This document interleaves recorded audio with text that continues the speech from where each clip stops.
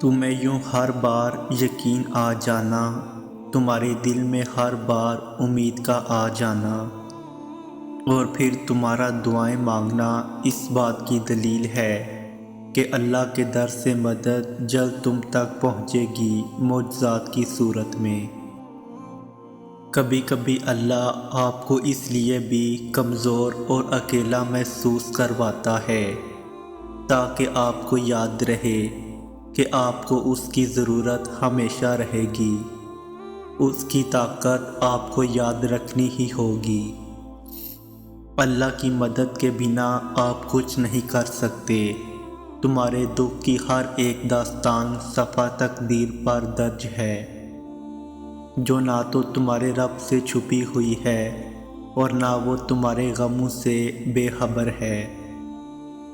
تم اپنے حصے کی محنت جاری رکھو، اجر تو اللہ پاک نے دینا ہے، اور تم دیکھنا بے شک وہ تمہیں اس سے بھی بہتر نوازے گا جو تم نے اس کی خاطر قربان کیا۔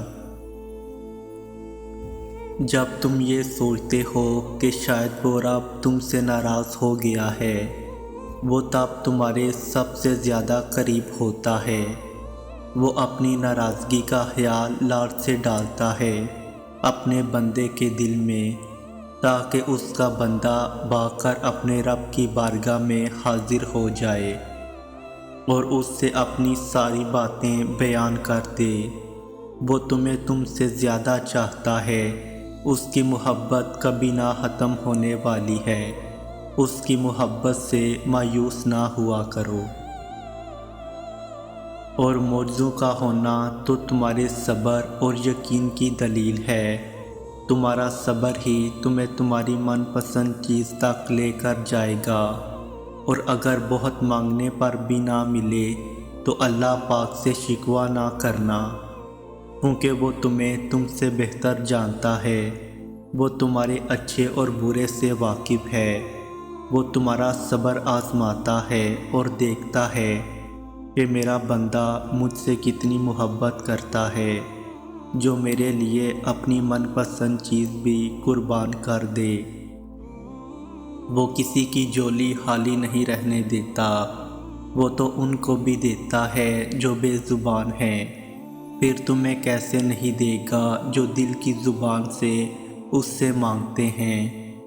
وہ تمہیں وہاں سے دے گا جہاں سے تمہیں گمان بھی نہیں، اور وہ کسی کی دعا رد کیوں کرے گا جب وہ خود دعا کی توفیق دیتا ہے۔ پریشان مت ہو، اللہ آپ پہ آپ کی طاقت سے زیادہ بوجھ نہیں ڈالے گا۔